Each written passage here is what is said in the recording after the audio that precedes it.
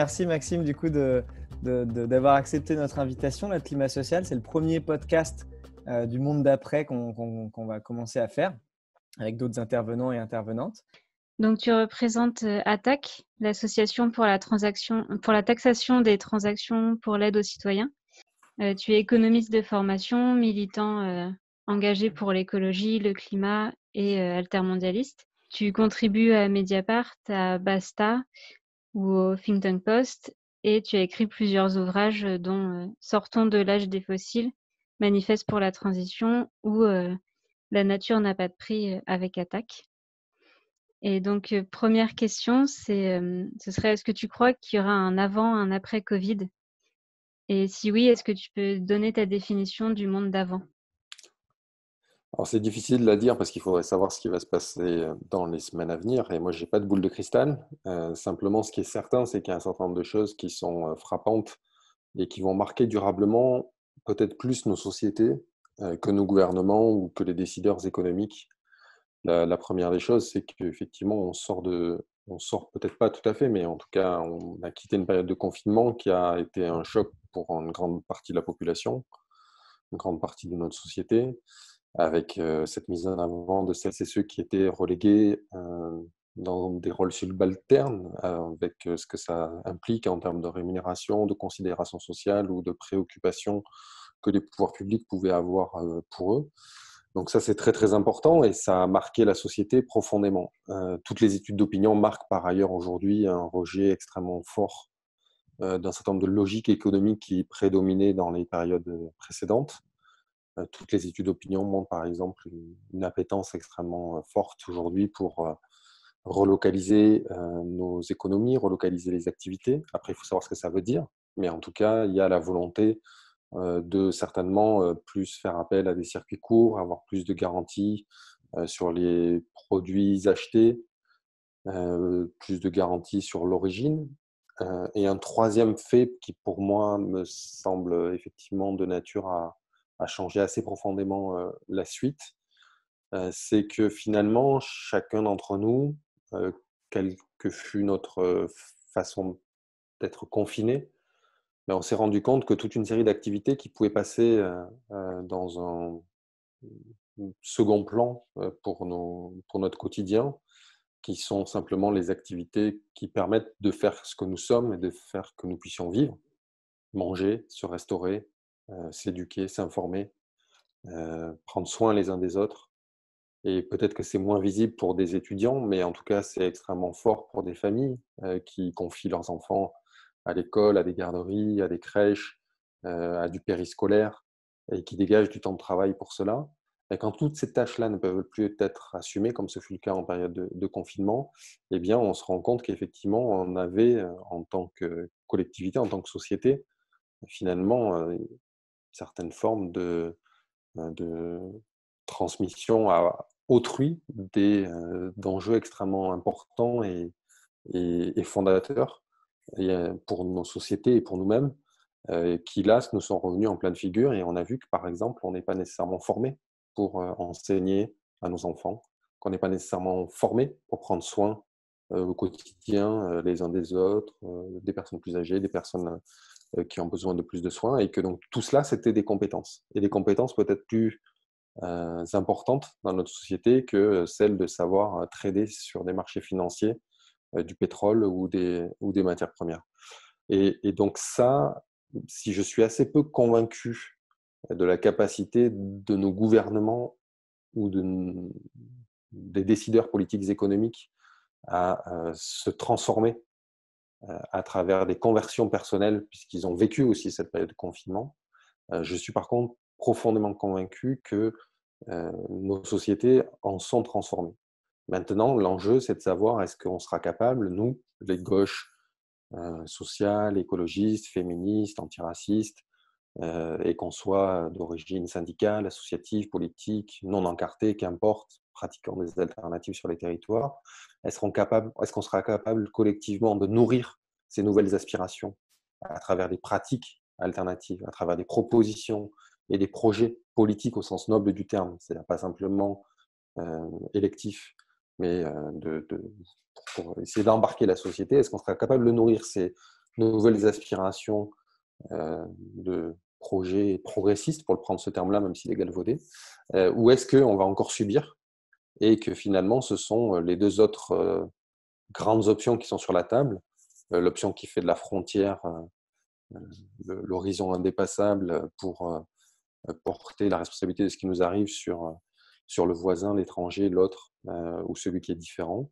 et donc des projets nationalistes et xénophobes, ou est-ce que finalement on va avoir simplement les purifiés-frères de la mondialisation néolibérale, transformer à minima quelques éléments pour essayer de garder inchangées les règles fondamentales du jeu mondialisé dans lequel ils sont et desquels ils prospèrent. Et donc c'est un petit peu ça l'enjeu pour moi de la période à venir. Et donc autant on peut caractériser la situation, ce qu'on vient de vivre, avec des limites, autant il est difficile de savoir vers quoi on va aller maintenant dans la période future. D'accord, merci. Tu as bien résumé hein, la situation. Et, moi, je me posais la question donc, avant d'arriver à quoi faire, ce que tu as commencé un petit peu à évoquer. Tu vois, on dit souvent que les crises, elles sont à double tranchant. C'est soit une grande fenêtre d'opportunité. On avait dit ça pendant la crise immobilière d'ailleurs. Il y en avait qui avaient dit ben, on va pouvoir réformer dans tous les sens et ça ira mieux après. On s'est rendu compte que non. Et ça peut être aussi un accélérateur de la stratégie du choc. Dernièrement, j'ai vu que tu avais écrit donc un texte sur le crash pétrolier où tu disais qu'en fait l'effondrement du prix du pétrole, contrairement à ce qu'on pourrait penser, était peut-être une bonne nouvelle. Donc c'est un peu une double question que je veux te poser. C'est d'abord que tu expliques un petit peu ça parce que c'est vrai que ça paraît un peu surprenant. Et ensuite que tu nous dises si tu entrevois justement d'autres bonnes nouvelles dans cette situation de crise. Le propre d'une crise, c'est d'être indéterminé quant à sa sortie. Et donc, du coup, en fait, ce sont les forces les plus organisées qui vont savoir utiliser des moments et des basculements dans l'opinion, dans la situation économique, à leur profit ou en vue de satisfaire leurs intérêts ou pour l'intérêt général. Et tout l'enjeu pour nous, c'est de savoir utiliser cela. Qu'est-ce qui a bougé dans la période et qu'est-ce qui nous permet donc de travailler les contradictions du système tel qu'il existe pour essayer de faire basculer d'un côté ou de l'autre des choses en matière sociale, écologique, environnementale, démocratique. Et de ce point de vue-là, effectivement, moi j'ai été un petit peu avec mon camarade Nicolas Héringer, avec qui on a écrit le texte que tu as évoqué. Alors là, si vous avez entendu, c'est le bruit d'un tracteur, je m'excuse. On a écrit un papier parce qu'on était un petit peu agacé sur l'emballement médiatique qu'il y a eu autour de l'effondrement du prix du baril du pétrole qu'on appelle WTI sur un marché extrêmement particulier qui est le marché américain. Et il se trouve que l'effondrement de ce prix-là, quitte même à devenir négatif, a souvent été présenté comme étant une très mauvaise nouvelle pour le climat, puisque le prix du pétrole ne valant plus rien, ça susciterait un engouement incroyable pour s'en acheter et pour faciliter une éventuelle relance économique. Alors, on a été un petit peu agacé à deux titres. Le premier, c'est de ne pas avoir compris que cet effondrement sur un marché est d'abord un effondrement sur un marché financier. Alors, c'est un petit peu complexe, je ne vais peut-être pas rentrer dans les détails, mais c'est en gros de considérer que finalement, il y avait à un moment donné un emballement à la baisse pour ce qu'on appelle un baril à terme, c'est-à-dire que les agents économiques, financiers achètent des contrats pour dire je veux bien au mois de mai être livré de telle quantité de barils. Mais la majorité des gens qui achètent ces barils de papier ne sont en fait pas du tout des gens qui sont intéressés par récupérer le baril à la fin. Ils spéculent sur un marché financier et c'est comme ça que se fixe le prix mondial, les différents prix mondiaux du baril de pétrole. Et donc du coup, à la fin, au moment où ces contrats doivent être finalement finalisés et que donc le baril de papier devient un baril réel, eh bien, il n'y avait plus d'acheteurs, il n'y avait plus que des vendeurs, pour faire vite. Et il n'y avait plus d'acheteurs pour des considérations qui sont à la fois liées au monde réel. C'est vrai que les stocks ne cessaient d'augmenter, mais également principalement pour des enjeux et des arbitrages financiers. C'est que le prix s'effondrant, en fait, il n'y avait plus personne qui avait intérêt à s'en préoccuper. Bon, et ça, voilà, c'est ce qu'on essaie d'expliquer dans le papier, c'est donc principalement de considérer qu'en fait, au cours des années, à travers ces marchés qui existent depuis 1983, on a en fait confié au marché financier la gestion finalement de notre politique énergétique. Alors, pas totalement, parce qu'il y a aussi des pétromonarchies ou des pétro-États qui sont aussi euh, dépositaires de leur choix d'exploitation et de production de pétrole. Mais pour tout ce qui concerne le monde anglo-saxon, finalement, ce sont des marchés financiers qui fixent les prix du pétrole et on leur a confié cette responsabilité de pouvoir gérer la situation. Et dans une situation de crise telle que celle que nous vivons, où finalement on s'est trouvé ponctuellement avec un trop-plein euh, très important de pétrole, ben, ces marchés financiers ne sont pas capables de gérer un trop-plein de pétrole. Et ça fait le lien avec la deuxième chose qui nous a un petit peu agacé, c'est que ce trop-plein de pétrole, si on regarde les enjeux climatiques, eh ben, on est confronté à un trop-plein de pétrole de façon structurelle et pas simplement conjoncturelle. Nous devrions laisser 80 à 90% de l'ensemble des énergies fossiles dans le sol aujourd'hui si on était un peu sérieux du point de vue de la lutte contre les dérèglements climatiques.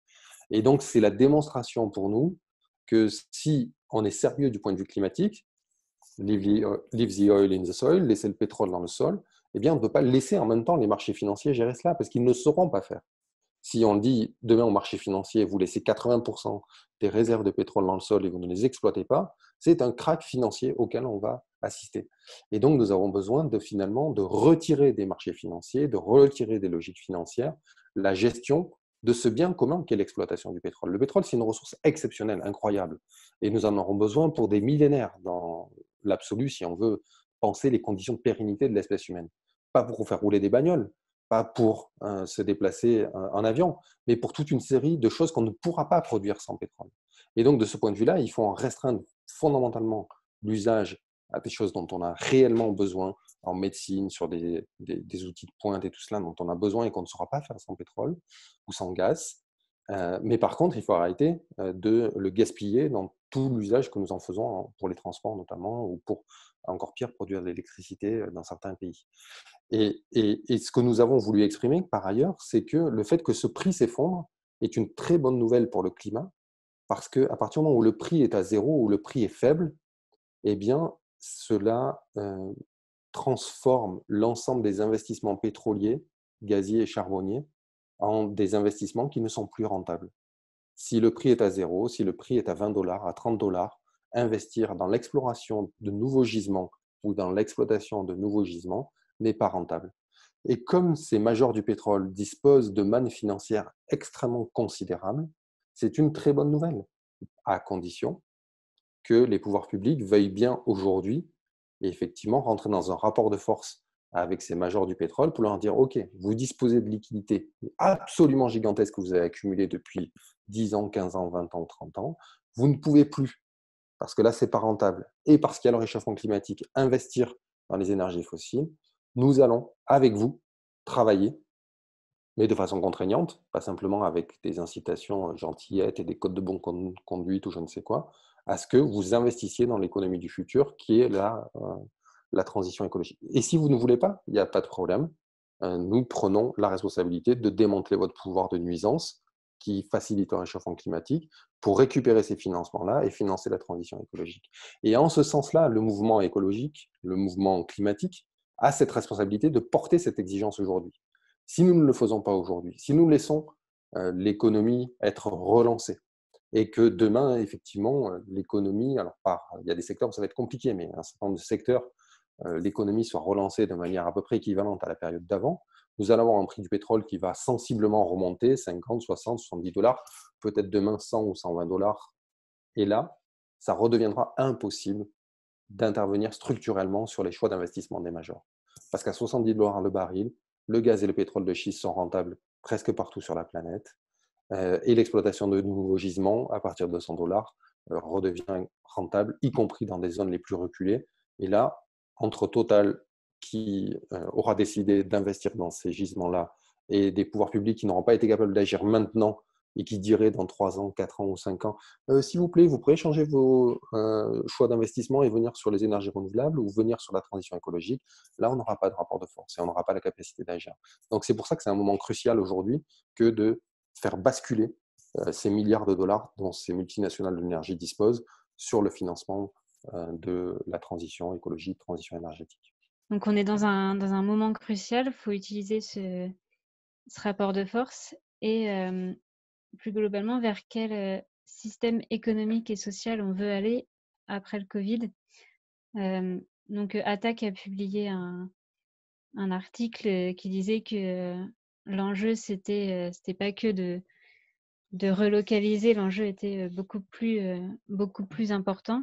C'était d'essayer de basculer de la mondialisation néolibérale vers un monde vivable et désirable. Donc, utiliser ce moment crucial. Donc, concrètement, vers quel monde on peut espérer basculer maintenant et comment on s'y prend d'un point de vue économique. Alors, juste une remarque préalable pour dire que moi, j'aime pas trop la dissociation entre le avant, pendant et après. C'est parce que tout est lié. C'est-à-dire que les choix qui sont faits aujourd'hui, ce sont des choix qui vont déterminer la suite. Les mesures d'urgence qui ont été prises depuis plusieurs mois dans tous nos pays sont en grande partie préfiguratrices de ce qu'on appelle le monde d'après. Et en fait, elles l'organisent d'une certaine manière.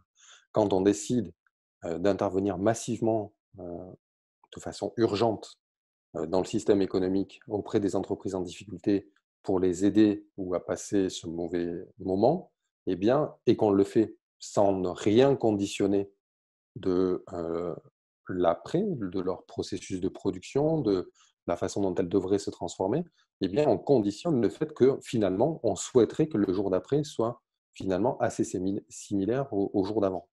Quand on vient en aide de façon urgente pour sauver l'essentiel auprès d'Air France, sans être en mesure même de conditionner ces aides au fait qu'il n'y ait plus ou beaucoup moins en tout cas, de vols intérieurs, qu'on organise avec Air France, comment demain c'est plus simplement une compagnie uniquement aérienne, mais que c'est une compagnie des transports peut-être intégrée, ou alors comment on la réduit progressivement sans supprimer les emplois, mais en permettant que les gens qui travaillent aujourd'hui dans Air France puissent aller travailler dans d'autres secteurs.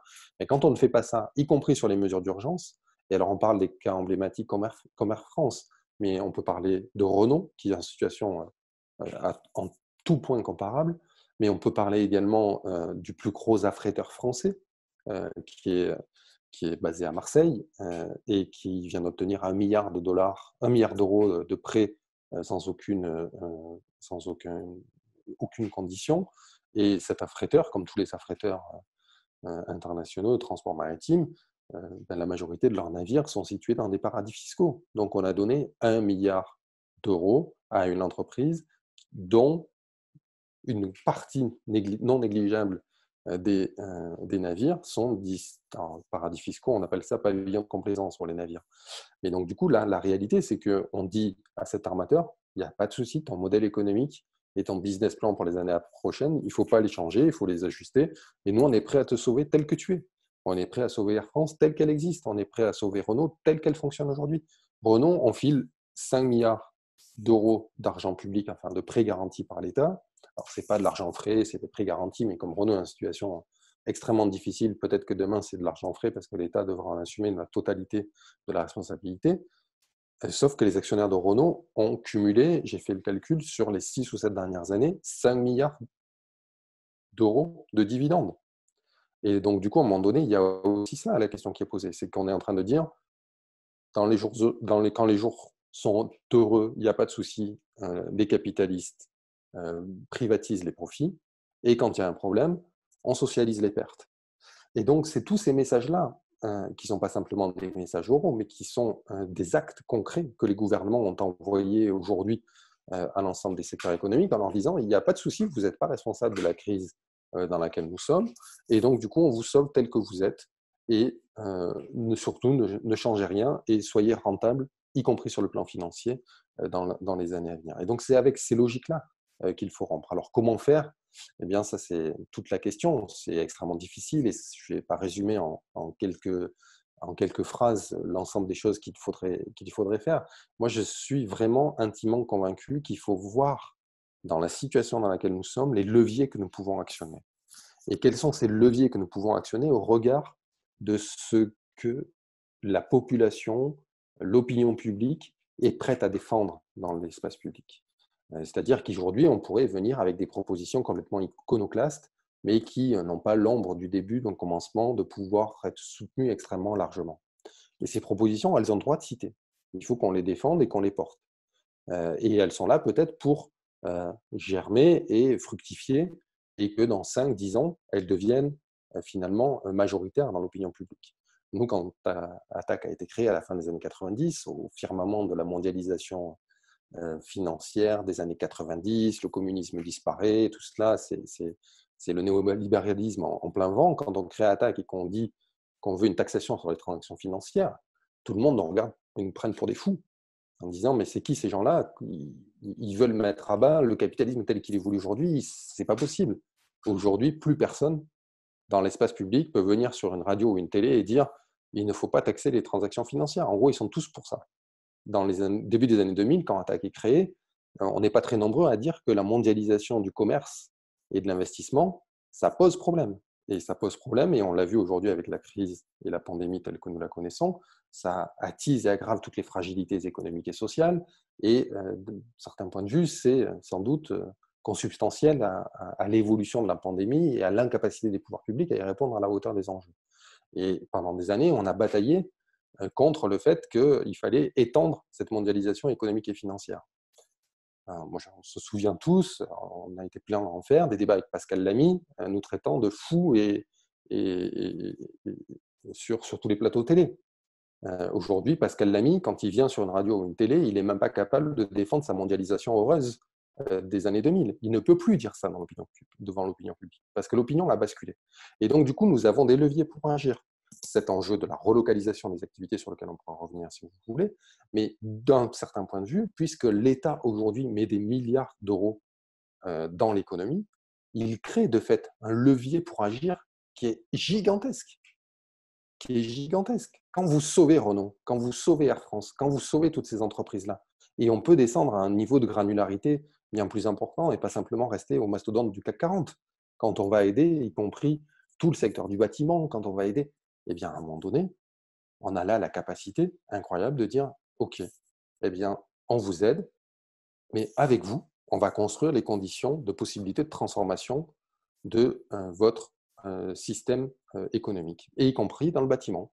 Quand on paye du chômage partiel à Vinci, Bouygues et compagnie, on devrait pouvoir leur dire, eh bien, je vais donner des chiffres complètement aberrants et qui ne sont pas, je ne suis pas un spécialiste du bâtiment, vous baissez de 10% par an l'usage du béton dans l'utilisation et dans la construction dans le pays. Parce qu'on a des matériaux biosourcés beaucoup moins impactants que peuvent être le bois, la paille, la terre, qu'il faut utiliser et généraliser dans la production de bâtiments en France. Voilà, là on a et l'État a matière à utiliser et à actionner ce levier-là.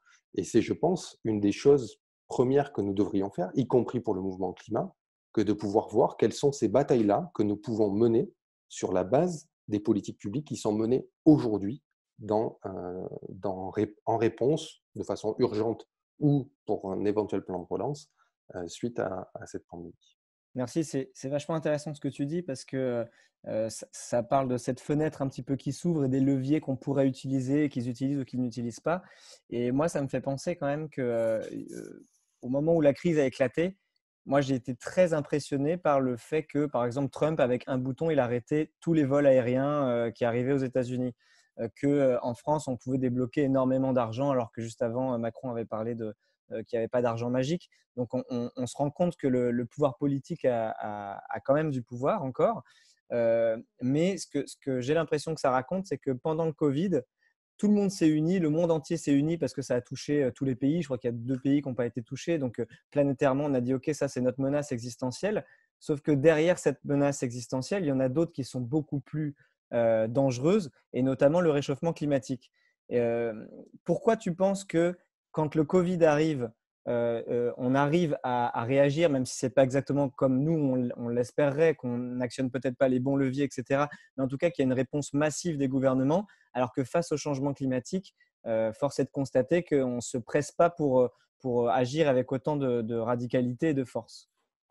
Alors effectivement, c'est assez inédit que des gouvernements partout sur la planète décident d'arrêter l'économie pour sauver des vies. Et c'est inédit, mais donc du coup, c'est aussi une leçon pour la suite, et une leçon pour l'après, ou une leçon pour le maintenant. C'est-à-dire qu'on ne pourra plus raconter à l'opinion publique le fait qu'on ne peut rien faire en matière économique parce que c'est les marchés qui dictent l'ensemble des règles à suivre. On le voit, le pouvoir politique a une capacité d'intervention, de décision et d'organisation, y compris de ce qui a droit de continuer d'être produit et ce qui doit être arrêté, qui est assez importante. Ensuite, le parallèle entre la pandémie et la crise climatique a, de mon point de vue, un grand nombre de limites. Et donc, du coup, il faut faire attention parce que je pense qu'il faut être lucide face à la situation et qu'il faut regarder les choses avec un peu de discernement. C'est-à-dire qu'on ne peut pas plaquer la réalité de la pandémie, la façon dont elle s'exprime, la façon dont elle touche les populations, la façon dont elle est présente, la façon dont elle nous impacte avec la crise climatique. Par bien des aspects, ce sont des situations qui diffèrent. Et je peux trouver toute une série d'exemples. Moi, je l'ai écrit dans une petite tribune pour Politis. Gémen l'a raconté partout sur tous les médias. Et moi, je partage ça avec François. C'est que la crise climatique, par exemple, touche l'ensemble de la biosphère. La pandémie, fondamentalement, le reste de la biosphère, hormis les hommes, n'a pas vécu les conséquences de cette pandémie. Cette pandémie, elle est consubstantielle au fait que c'est les humains qui sont aujourd'hui touchés. Et des différences de ce type, on en a de très nombreuses. Et donc, du coup, il faut à la fois retirer effectivement ce que nous a enseigné le fait que les gouvernements ont une capacité aujourd'hui à intervenir de manière extrêmement forte dans le secteur économique s'ils le désirent, mais qu'il est quand même extrêmement difficile de considérer qu'il faudrait simplement reproduire à l'identique ce qui a été fait sur la pandémie, en matière de lutte contre le réchauffement climatique. Notamment parce que si l'on dit ça, et je pense qu'il faut faire très très attention dans le mouvement climat de ne pas le dire ainsi, il faut voir quand même que le confinement et les décisions qui ont été prises ont quand même été extrêmement dommageables pour une grande partie de la population. C'est-à-dire que ça a été vécu comme et à juste titre, comme des limites extrêmement fortes de nos libertés et comme une mise en situation sociale extrêmement grave pour une grande partie de la population, et notamment celles et ceux qui n'ont pas nécessairement droit de citer, droit d'intervenir, droit de faire des tribunes ou des journaux de confinement publiés dans le monde. Donc quand on voit l'aide alimentaire exploser, quand on voit le nombre de gens qui sont en situation difficile pour simplement faire bouffer leurs gamins et tout cela, ou pour payer leur loyer. Donc voilà, donc il faut faire attention à ne pas plaquer les situations. Et après, ce qui me paraît, moi, comme une différence fondamentale, c'est que si on est un peu sérieux du point de vue de la crise climatique, eh bien, finalement, c'est effectivement pas simplement un confinement pendant 2 mois, puis après un traitement extrêmement localisé des résurgences de la pandémie, tel qu'on va le faire dans cette période de déconfinement où chaque fois qu'un cluster va apparaître, on va essayer de contingenter, limiter la diffusion de la pandémie. Non, en matière de réchauffement climatique, c'est pas de cela dont il s'agit. Dont il s'agit, c'est de transformer fondamentalement notre rapport au monde, notre système économique, ses sous-bassements énergétiques, ses sous-bassements en matière de ressources naturelles. Et donc, du coup, on n'est pas sur des mesures temporaires qui pourraient être acceptées en termes de restriction des libertés, mais sur des mesures structurelles et durables dans le temps. Et on est sur des choses qui ne vont pas nécessiter d'être maniées ou actionnées uniquement localement quand le réchauffement climatique va frapper, mais d'être actionnées de manière systématique partout pour tout transformer dans notre façon de construire notre société et nos économies. Et donc ça, c'est une différence fondamentale qui explique, à mon avis, le rapport distancié et différent qu'on peut avoir entre, d'un côté, la pandémie qui nous touche directement et à très court terme, avec un réchauffement climatique qui nous touche effectivement toutes et tous directement, mais dont la majorité d'entre nous, du moins dans nos pays riches, ne nous sentons pas directement concernés et impactés.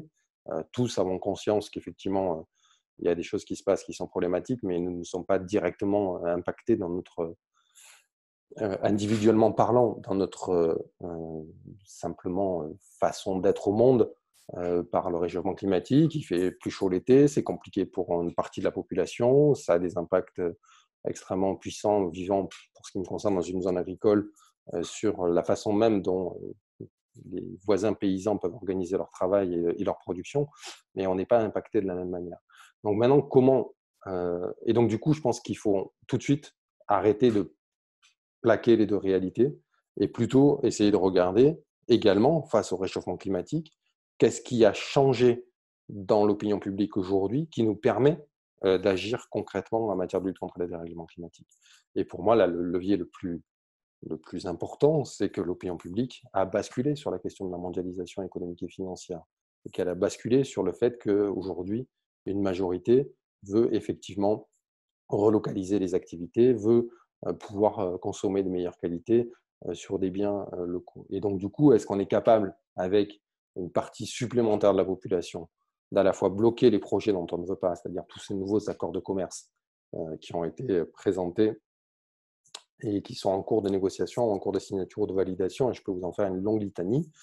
Et est-ce qu'on est capable également d'agir concrètement pour recréer des filières d'activités qui soient à la fois productrices d'emplois, productrices de bien vivre, d'emplois non délocalisables dans les territoires et qui permettent d'incarner une alternative à cette mondialisation capitaliste dont il semblerait qu'une majorité de la population voudrait s'en éloigner progressivement.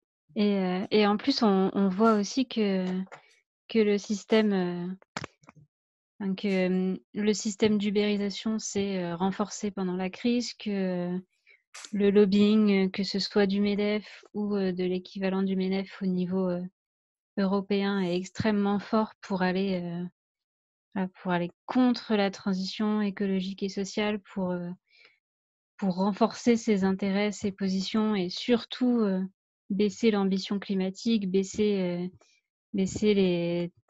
ne pas adopter les mesures d'économie circulaire, par exemple. Et donc en fait, sachant ça, qu'on est à la fois dans un moment où l'opinion est en train de bouger, mais que les tenants du système se défendent et pas qu'un peu. Comment on organise cette lutte, cette action citoyenne?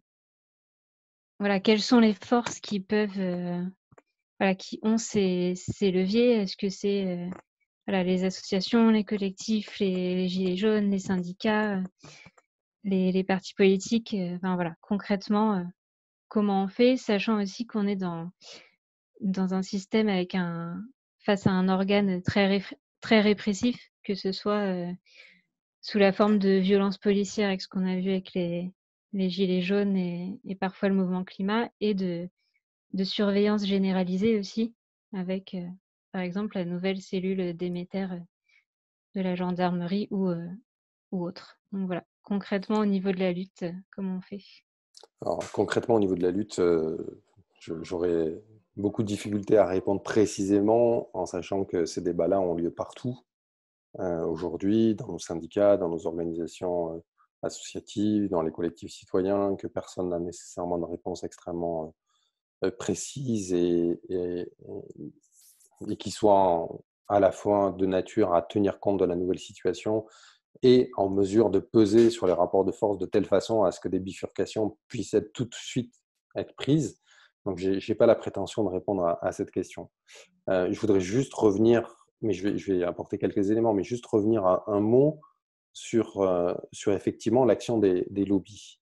On a effectivement mis la main, que ce soit au niveau européen ou au niveau français, sur ces fameuses lettres, courriers, documents adressés à la Commission européenne, adressés au gouvernement français pour retarder, repousser à plus tard la mise en œuvre d'un certain nombre de mesures écologiques, par ailleurs insuffisantes, mais qui étaient a priori pas de l'intérêt d'un certain nombre de représentants de multinationales.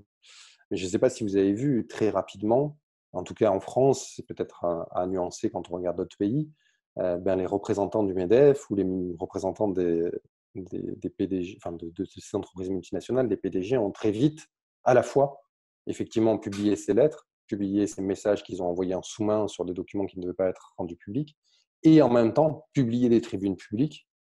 Il y en a une dans Le Monde avec Pascal Canfin. Après, ils en ont fait une tout seul, le MEDEF et l'AFEP, qui est l'association des entreprises du CAC 40, pour faire vite, en France, pour dire non, mais en fait, on est pour une relance verte. Ben non, mais en fait, vous inquiétez pas, l'écologie, c'est aussi notre priorité. Et ça illustre deux choses. Ça illustre le fait que, on le voit, dans l'espace public, il est quand même aujourd'hui un petit peu compliqué d'apparaître comme celles et ceux qui veulent empêcher la lutte contre le réchauffement climatique, qui veulent empêcher la transition écologique, qui veulent empêcher la relance verte. Voilà.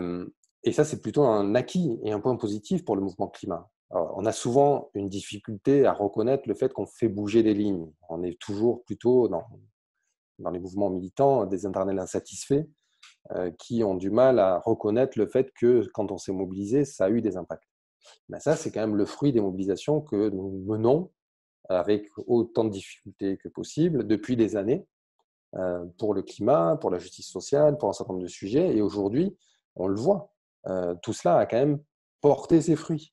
Ça a porté ses fruits au point qu'effectivement, on a une majorité de la population qui, à la fois en regardant ce qui se passe par la fenêtre, il n'y a plus d'avions qui passent dans le ciel, mais notre société ne s'est pas pour autant effondrée à ce stade. Ça pose des questions pour la France et les employés d'Air France et des aéroports, et y compris en Seine-Saint-Denis ou dans le nord de la région parisienne. Celles et ceux qui vivent de Roissy, Charles de Gaulle, 30 aéroports français, sont en situation difficile parce qu'ils ne savent pas quand est-ce qu'ils reprendront le boulot, comment et tout cela. Donc, je ne suis pas en train de dire que c'est formidable ce qu'on vit. Mais simplement, il y a quand même, les gens se rendent compte que bien, on peut arrêter un certain nombre d'activités économiques sans que ce soit directement et immédiatement l'apocalypse totale. Et par ailleurs, ils se rendent compte que finalement, peut-être que si on mettait effectivement plus de priorité sur des activités qui nous protègent et qui nous font vivre décemment et dont on a besoin, avec un moindre impact sur la planète, moindre impact sur l'environnement, eh bien, c'est peut-être à privilégier au regard des activités les plus nocives. Et ça, on y a toutes et tous contribué en nous mobilisant, en produisant de l'expertise sur ces sujets, en bataillant ces 2 dernières années, en faisant des liens entre les questions de justice sociale et de justice écologique. Tout cela pèse dans l'opinion publique, tout cela pèse dans la construction d'un rapport de force. Alors, ce n'est pas visible immédiatement. On n'a pas l'impression, on n'a pas le jour J où on a obtenu une grande victoire qui nous permette de dire « Ah, ça y est, là, on a obtenu un basculement ». Mais en fait, ce basculement, il s'accélère à travers la crise dans laquelle on est en train de vivre. Et donc, du coup, simplement, c'est pour dire que on peut tout voir en noir, et la situation peut quand même y contribuer très largement, mais aussi on peut noter ce qu'on a réussi à faire basculer dans l'opinion. Et maintenant, toute la question, c'est de savoir comment s'appuyer là-dessus pour aller plus loin. Et alors, je n'ai pas la réponse sur le comment faire au quotidien, comment on organise des luttes dans une période où on est confiné, où il faudrait rester confiné une grande partie du temps, où il faut essayer de peut-être voir le moins de monde, en tout cas, peut-être pas sur des rassemblements très importants, en tout cas, c'est les consignes des pouvoirs publics aujourd'hui. Et je pense que je ne suis pas de ceux qui les remettent en cause, n'ayant pas les compétences scientifiques pour discuter de ces recommandations-là, même si on peut discuter, bien entendu, de la façon policière et d'organisation et de surveillance telle que c'est mise en place en France. Mais donc, du coup, la question de quels sont nos modes d'action dans la période pour essayer de peser sur les choix qui vont être effectués, sur la construction de mobilisation et tout cela, eh bien peut-être qu'on peut réinventer des formats tels que la chaîne humaine, peut-être qu'on peut réinventer, j'en sais rien, je pense à voix haute, des caravanes qui se promènent dans les quartiers, et on n'est pas obligé d'utiliser des bagnoles peut-être, mais d'autres formes peut-être diverses et joyeuses avec des chars, j'en sais rien, mais qui ne nécessitent pas qu'on soit des milliers au mètre carré, mais qui permettent de faire passer des messages. Enfin, je pense qu'on a, y compris la population, a été extrêmement inventive dans sa capacité à vivre et à supporter le confinement. Et pas que la population. Moi, je le vois autour de moi, les paysans qui travaillent en circuit court, qui essayent de produire de la qualité et qui essayent d'alimenter les marchés locaux, les populations locales. À un moment donné, on leur a dit on ferme tous les marchés. Et ben non, eux, ils ont inventé des choses. Alors après, ils l'ont inventé avec plein de contradictions. Et aujourd'hui, ils font tous des drives. Et ils le font à plusieurs. Et du coup, effectivement, les mecs qui viennent acheter, ils viennent avec leur bagnole. Donc ça, c'est les contradictions du moment. Mais ils viennent et ils se fournissent directement près de 4, 5, 6, 7, 8, 10 producteurs au même moment. Donc cette inventivité, cette capacité à se saisir de la situation pour essayer de la transformer de notre côté, eh bien, on doit pouvoir la faire vivre. Alors là, j'ai parlé moi de ce que j'observe dans mon milieu rural, mais toutes les initiatives qui ont été prises dans les milieux urbains pour mettre des banderoles aux fenêtres, pour faire passer des messages, pour organiser des initiatives de solidarité dans les quartiers, y compris dans les quartiers populaires. Enfin, à Marseille, les gens du quartier nord de Marseille, ils ont réquisitionné un McDo pour fournir des milliers et des milliers de repas quotidiennement à toutes les populations qui en ont besoin. Bon, ben, des choses de ce type-là, on peut les réinventer, les développer. Alors nécessairement, ben, ce n'est pas demain qu'on va organiser une montée nationale à Paris. Parce que ça va être un petit peu compliqué, que ce soit pour une manif syndicale, une manif politique ou une manif associative, ou les trois en même temps. Par contre, développer des activités qui allient la solidarité, l'écologie, le social, la démocratie dans les territoires, dans les quartiers et tout cela, ça, on est capable de le faire aujourd'hui. Et on est capable de les généraliser. Alors vous allez me dire, oui, mais les alternatives concrètes n'ont jamais changé le monde. Ben, oui et non. D'une certaine manière, effectivement, à développer et multiplier ces alternatives concrètes dans les territoires, dans nos quartiers, eh bien, on a du mal à tout de suite impacter le pouvoir central. Et par exemple, moi, c'est ce que je vais prendre deux exemples, si vous me permettez, là-dessus, sur cette question de l'articulation du local et du national. J'ai eu la chance en 2010 de passer un temps certain aux États-Unis. Et notamment, donc on est juste après la crise de 2009, et j'ai passé quasiment un mois à Détroit, donc au cœur du capitalisme traditionnel américain, la ville de General Motors, de Ford et tout cela, la ville qui produit de la bagnole. Et Détroit, à ce moment-là, c'est une ville fantôme. Il y a des dizaines de milliers de gens qui ont quitté le centre-ville. Tout le monde se pose la question de comment cette ville va survivre. Et il y a tout plein de gens qui inventent des choses au niveau de leur territoire, et notamment, ils font beaucoup d'agriculture urbaine. Et quand je questionne tous ces gens-là, quand on les questionne sur OK, vous faites de l'agriculture urbaine dans votre quartier, mais en même temps, comment vous challengez le pouvoir de votre État ou comment vous challengez la Maison-Blanche? Tous répondent, mais non, on ne sait pas faire ça aujourd'hui, on n'y arrive pas. Et l'enjeu, c'est d'abord peut-être de nous sauver nous-mêmes ou d'essayer d'inventer des choses au niveau territorial.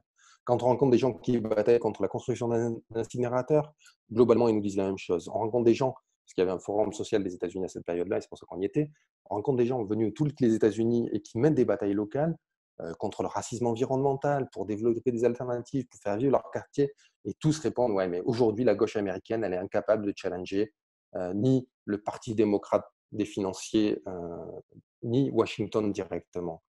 Moins de 10 ans après, puisque même c'était dès 2015, Bernie Sanders a réussi d'une certaine manière à incarner cette gauche américaine dans sa pluralité syndicale, associative, politique, et à faire revivre une espérance nationale, fédérale, pour parler des États-Unis, qui challenge le pouvoir central.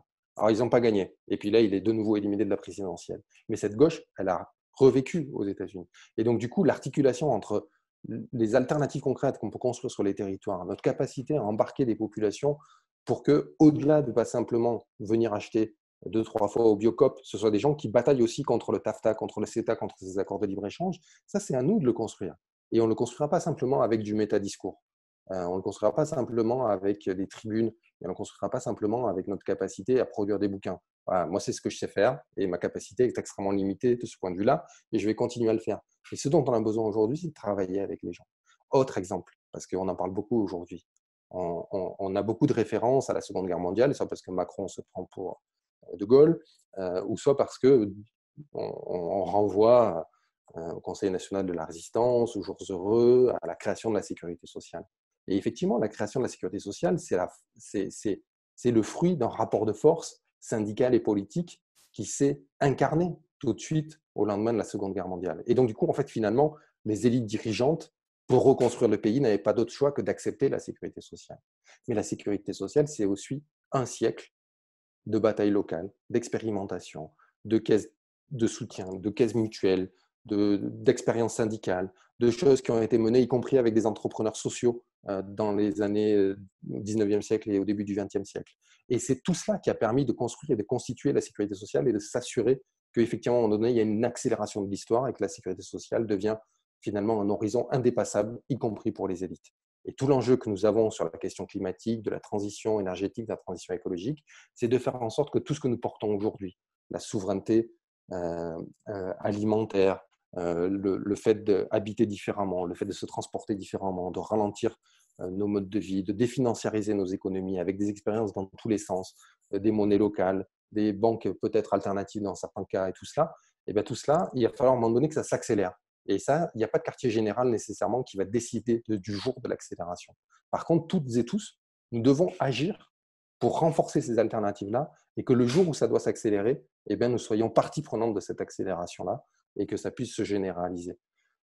Bref, voilà, c'est un petit peu ça ma réponse à la question du comment et de comment faire et tout cela. Agissons là où nous sommes en articulant à la fois ce que nous pouvons faire localement et chacun et chacune. Voilà. Moi, à titre personnel, je sais écrire des tribunes et des textes et tout cela. Bon, ben, j'ai aidé aussi mes copains paysans à avoir un site internet pour organiser un drive à plusieurs et tout cela. Bon, et il ne faut pas qu'on fasse tout cela parce qu'on n'est pas tous dans cette situation-là. Mais on doit pouvoir articuler ces éléments-là, aussi petits soient-ils, et qu'on le fasse dans une perspective que demain, ça devienne finalement un horizon indépassable, que ça devienne hégémonique au sens de Gramsci, et que ça finalement, ça s'impose à tous, même à ceux qui ne le veulent pas, qui sont aujourd'hui les tenants de l'ordre néolibéral productiviste que nous connaissons. Merci, c'est vachement bien d'entendre un petit peu de positif et de remettre le doigt sur les impacts qu'on a avec nos mobilisations et toutes les expériences que chacun fait. Et c'est bien comme tu conclus parce que ça me fait penser à… J'ai envie qu'on fasse un petit exercice d'imaginaire. C'est-à-dire que là, on a parlé de ce qu'on faisait aujourd'hui avec nos mobilisations. Imaginons que demain, le gouvernement soit un gouvernement de gauche écologiste ou d'écologistes de gauche, comme tu as envie de l'inventer dans ta tête.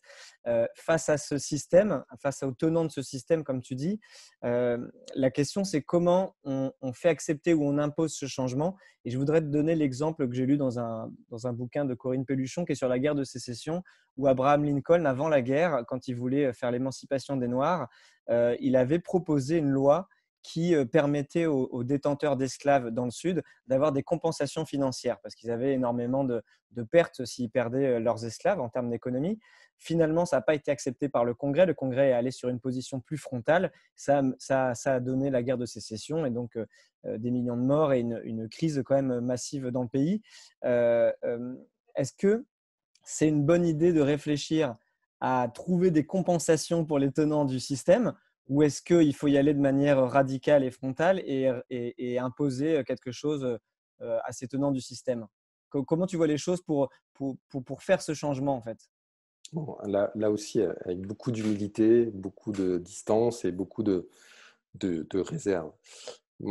C'est-à-dire que si je savais comment il fallait faire, je l'aurais déjà crié sur tous les toits, j'aurais écrit justement 25 tribunes et tout cela. C'est pas simplement ce qu'il faudrait faire, mais par où commencer? Quelle serait la mesure qui permet de basculer? Quelle serait, pour prendre les termes qu'utilisent les copains d'Alternativa, de BC au Pays Basque et tout cela, quelle est la bataille du sel, à l'image de ce que ça a été pour Gandhi et l'Inde, dont on a besoin en matière de lutte contre le réchauffement climatique, de transition écologique. Moi, au regard de ce qu'est l'opinion publique aujourd'hui, je pense qu'il y a quelque chose à tisser, à organiser autour de la question du commerce mondial.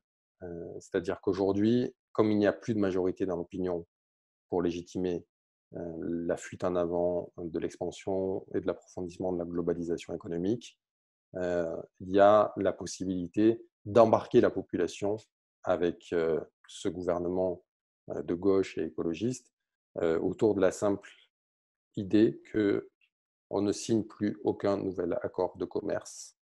Tous les accords en cours de négociation sont dénoncés, c'est-à-dire qu'on ne les ratifie pas, et qu'on réclame la réouverture ou la renégociation de tous les accords passés, y compris les accords de l'OMC.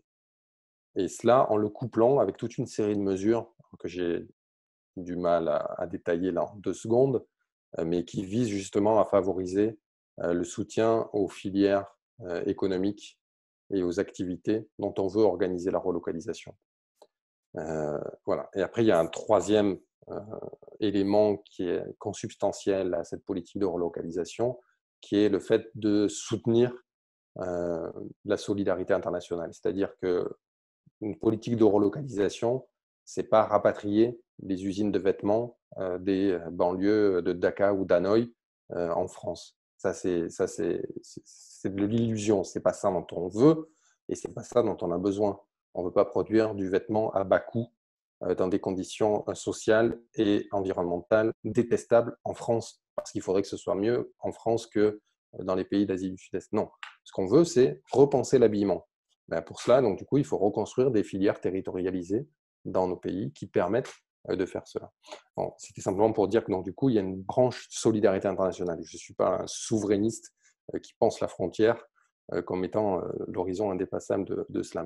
Mais la mesure symbolique qui permet d'embarquer la population avec toi, de mon point de vue, c'est cette dénonciation des accords en cours de négociation ou déjà signés ou en cours de ratification. Voilà. Et de cette façon-là, en fait, tu crées un rapport de force à la fois avec Bruxelles, avec l'OMC, éventuellement avec Trump et tout cela. Bon, ça pose tout plein de questions compliquées dans la période actuelle. Mais imaginons, y compris que Trump soit battu à la prochaine présidentielle américaine, tu te retrouves dans une situation où tu as une possibilité de négocier à hauteur de vue avec Bruxelles sur sa volonté d'étendre cette mondialisation et y compris de construire un rapport de force avec les États-Unis et la Chine demain, si ça devenait une position européenne, que de dire non, ce qui compte aujourd'hui, c'est de reterritorialiser les filières qui permettent d'alimenter les besoins économiques et sociaux des populations. Bon, bah, ça répond à notre dernière question qui était quelle serait la première mesure d'un gouvernement écolo. Donc on aurait 3 premières mesures: de plus signer d'accords de libre-échange, reterritorialiser les filières tout en étant dans la solidarité internationale. Et donc, on peut prendre maintenant les questions, si ça te va, si tu as encore un petit peu de temps. Donc, les questions qui sont tombées pendant notre discussion.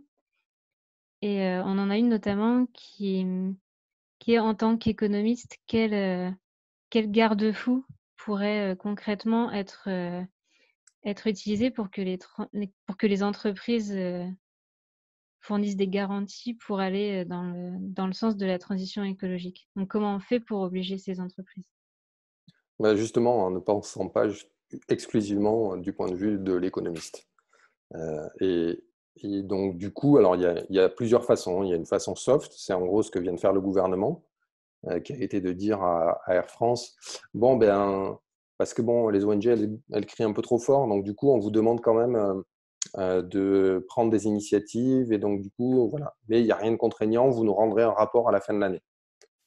Et puis toutes les années, vous nous direz comment vous avez utilisé les aides publiques, et voilà, et on fera une évaluation à la fin. Alors ça, c'est une version extrêmement qui n'apporte aucune garantie, c'est-à-dire qu'on n'en sait rien. Et après, il faut faire confiance au conseil d'administration d'Air France et à leur décision du point de vue de la rentabilité financière qu'ils vont prendre. Voilà. Bon, ça, de mon point de vue, ça n'a pas marché. Maintenant, le gouvernement dit le contraire. Une autre façon d'opérer, c'est de considérer qu'il y a des objectifs mesurables qui sont assignés, discutés démocratiquement et qui sont pas simplement de l'ordre du flou, mais qui sont compréhensibles par tout un chacun. Et effectivement, on verra à la fin, c'est-à-dire il y a combien d'avions qui décollent chaque jour en France pour des liaisons nationales et comment on organise la décroissance programmée et anticipée de l'aviation dans le pays. Et donc, pas simplement sur Air France, mais donc, c'est-à-dire qu'on fixe des objectifs pour que, aujourd'hui, on a un stock d'avions et de passagers dans le pays annuellement avant la crise, et comment, en 2030, on a réduit cela de X% au regard des objectifs climatiques et au regard des objectifs qu'on peut s'être fixé en termes de développement durable, si on peut reprendre ce terme-là, discutable, mais en tout cas qui est le terme validé et utilisé au niveau de l'ONU. Alors ça, en gros, c'est une version qui consiste à faire ce qu'on appelle du control and command. On fixe des objectifs, on contrôle et on sanctionne. Clairement, toutes les entreprises, le monde économique, ça fait 30 ans qu'ils bataillent contre cette logique-là.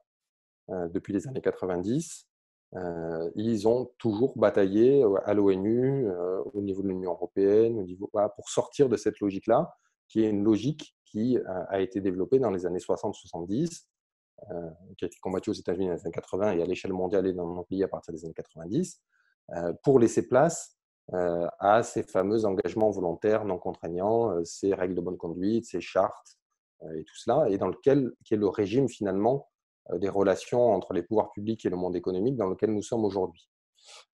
Et enfin, il y a une troisième façon qui est de considérer que la régulation a également toutes ses limites et qu'à partir du moment où l'État, les pouvoirs publics mettent des milliards d'euros dans la balance, eh bien, à un moment donné, on prend le contrôle. On prend le contrôle et là, il faut réinventer quelque chose. C'est-à-dire, on ne reprend pas le contrôle simplement comme on l'a fait avec les nationalisations de 45 ou de 81. Il faut en tirer les leçons également, parce que l'enjeu, ce n'est pas simplement d'avoir une réorganisation des intérêts et des décisions qui sont prises au regard de l'intérêt du travail et du capital et comment on trouve des arrangements qui conviennent entre les deux, mais il faut intégrer des enjeux démocratiques, il faut intégrer des enjeux écologiques. Et donc, du coup, peut-être que demain, ça veut dire prendre le contrôle d'Air France, ça veut peut-être dire qu'au conseil d'administration d'Air France, il y a aussi des représentants d'ONG, il y a éventuellement des représentants de l'atmosphère, des représentants, je ne sais pas, des choses à inventer de ce type-là qui permettent de transformer profondément les entreprises qu'on aide fondamentalement et qu'on transforme. Et donc là, ça suppose d'inventer, ça suppose d'hybrider les processus qui ont déjà été expérimentés et de tirer les leçons des expériences passées et de leurs limites, que ce soit du point de vue de la réglementation, ce que j'appelle le command and control, ou que ce soit du point de vue des nationalisations. Voilà. Et là, on a trois types d'interventions, de celle du gouvernement à celle d'une socialisation des moyens de production, réinventée dans un cadre qui doit être démocratisé et intégré dans une prise en compte des grands enjeux écologiques. Donc, ça suppose de penser ce que ça peut être. Alors voilà, les gens qui pensent que l'État est l'alpha et l'oméga de l'ensemble des politiques publiques parlent de planification. Et c'est quoi une planification verte, écolo et sociale d'une décroissance progressive du secteur de l'aviation pour tenir compte des enjeux climatiques tout en garantissant des emplois aux populations, aux personnes qui sont aujourd'hui salariées d'Air France. Voilà. Et là, on a effectivement à travailler et à inventer, mais c'est aussi en faisant qu'on inventera ces choses-là. Et il ne faut pas, quand on crée, au lendemain de la Seconde Guerre mondiale, quand on crée finalement ce qui va devenir la planification indicatrice en France et l'État-providence et les outils de planification et d'intervention économique de l'État, eh bien, on n'a pas les réponses à toutes les questions. La construction de l'appareil statistique en France, eh bien, il s'est fait progressivement. Et donc, du coup, on a là aussi effectivement à inventer en marchant autour de principes, par contre, qui sont clés. C'est-à-dire qu'on ne veut pas les nationalisations de 45 et de 81.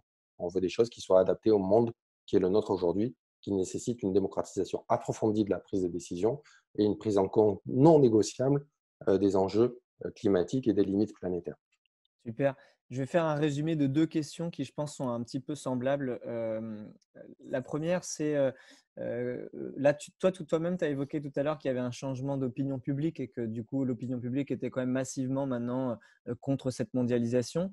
Maintenant, il y a la question de comment cette conscience perdure déjà et comment on embarque pour un futur souhaitable. C'est-à-dire qu'on peut être contre ce qui se passe, mais on est quand même tous un peu piégés par le système actuel. Et ça rejoint un petit peu ce que dit notre camarade André. Il pose une autre question par rapport à la précarité. C'est-à-dire qu'on ne peut pas tous démissionner d'un coup. Donc, pour l'instant, les grosses entreprises tiennent un peu les salariés précaires et les entreprises qui font de l'écocide notamment, parce qu'en fait, c'est des grosses multinationales. Ça fait de l'emploi. Donc, on est toujours dans cette espèce de difficulté entre son salaire et sa vie et le futur souhaitable qu'on aimerait avoir. Donc, comment tu penses qu'on peut embarquer une majorité sur un projet souhaitable derrière, c'est-à-dire qui aille au-delà de on sait que la mondialisation, c'est pas bien et que les multinationales, c'est pas bien, quoi. Mais comment on fait le pas supplémentaire? Non, mais tout à fait, c'est un enjeu majeur, c'est d'autant plus qu'il y a un certain nombre de pièges sur cette route-là. C'est-à-dire qu'on n'est pas les seuls aujourd'hui à tirer les leçons des difficultés, fragilités, vulnérabilités de la mondialisation. Il y a 2 scénarios alternatifs sur la table et potentiellement, on n'est pas nécessairement ceux qui avons le scénario le mieux à même d'emporter la donne.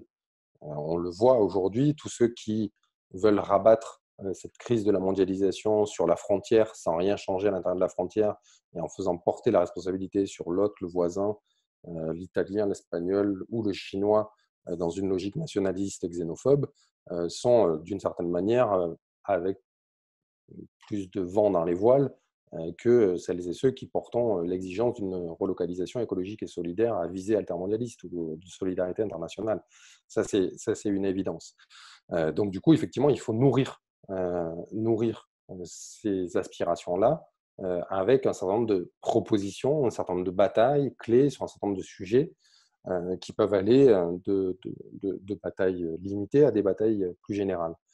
Et la troisième option, juste pour le rappeler, c'est quand même qu'aujourd'hui, à la fois la Commission européenne, Emmanuel Macron, les tenants de l'ordre néolibéral sont en train de dire « Ok, on a un peu compris, donc du coup, on veut relocaliser et avoir une forme d'autonomie stratégique sur un certain nombre de secteurs. Donc, on va consentir sur le médicament, peut-être un peu sur l'agricole, peut-être un peu sur…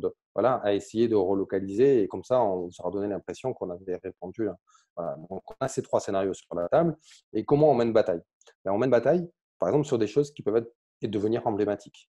Peut-être vous entendu parler de l'entreprise qui produisait des masques en Bretagne et qui a été abandonnée par ses